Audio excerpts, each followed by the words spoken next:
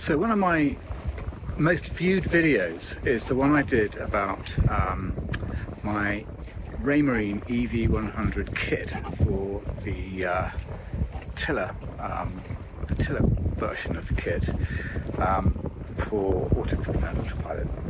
And I just thought I'd do a little bit of an update on that. And now that I've had it almost a year, it's been really good. I have to say, it's been really good. And having said that, the actual motor arm did have to go back to Raymarine. It was just making a lot of noise. I mean, it's not quiet, so you can hear it. It talks away at you all the time. But it did have to go back and be serviced. I don't know what was up with it, but it came back beginning of the season, and it's working fine now. So yeah, it's been really good on the whole. And when it's working, it's been working really, really well. Yeah, so you set your course by just pressing the auto button there, and she'll just hold course for as long as you stay on. Want to stay on it, which is just so straightforward. And you've got the little +10 going to starboard, -10 going to port, +1 going to starboard just for a 1 degree change, etc. And the other really neat thing is if you press the two left-hand ones together, it'll do a starboard tack. It'll do a port tack, and obviously also on the right you can do the starboard tack, which is just makes it really good when you're single-handed. And so yeah, and for me it means that I can steer the boat, because I've got a little seat here in my companionway, and I can literally sit here and steer the boat with the spray hood up if it's blowing, and it's just a very convenient way to kind of run the ship when you're on your own, or if the weather's a bit inclement and you're bashing into a big sea. It's really good, works really, really well.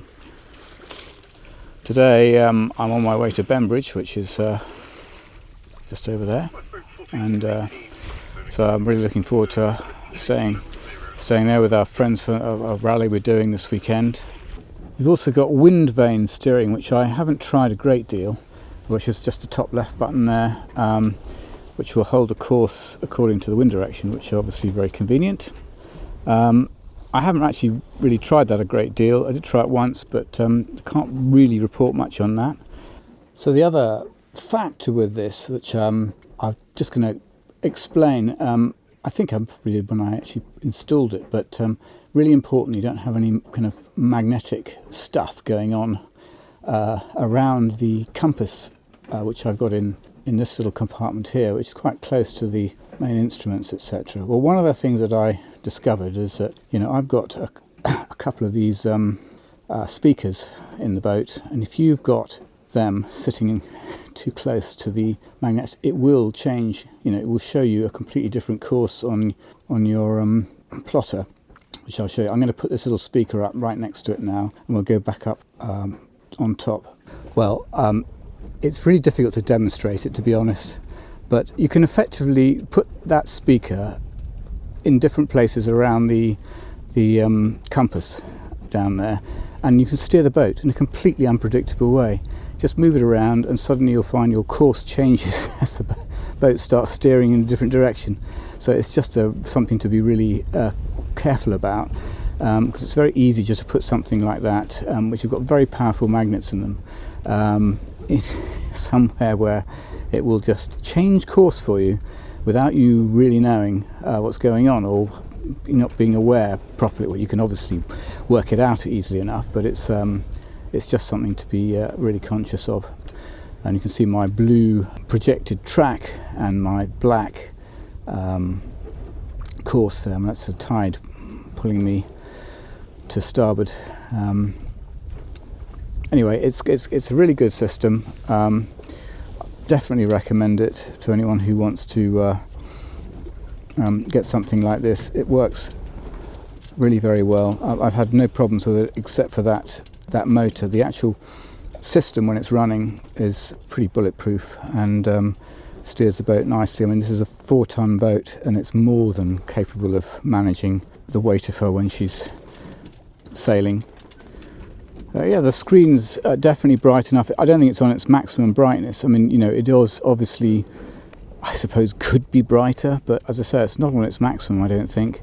And in brilliant sunlight, it's more than easily visible, you know, everything. One other thing that's just worth saying with any system like this, though, with any helm, really you do want to make sure that the boat's fairly well balanced, so you haven't got a lot of weather helm, because it will struggle, you know, even on a boat this size. It should be up. I think it's capable, in theory, for boats up to about 6 tons. Am I right? 5 or 6 tons? I'm not quite sure. I can't remember. But anyway, Jenny J here, Moody 31.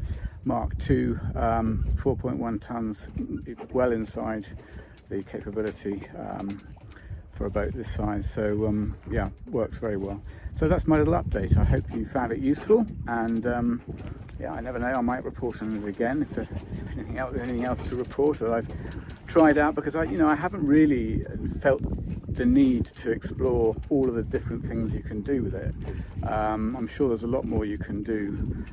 And I haven't really, explored much of that, and tuning it and stuff. It seems to work fine, and whilst it's working fine, I haven't really kind of done anything with it beyond what I do.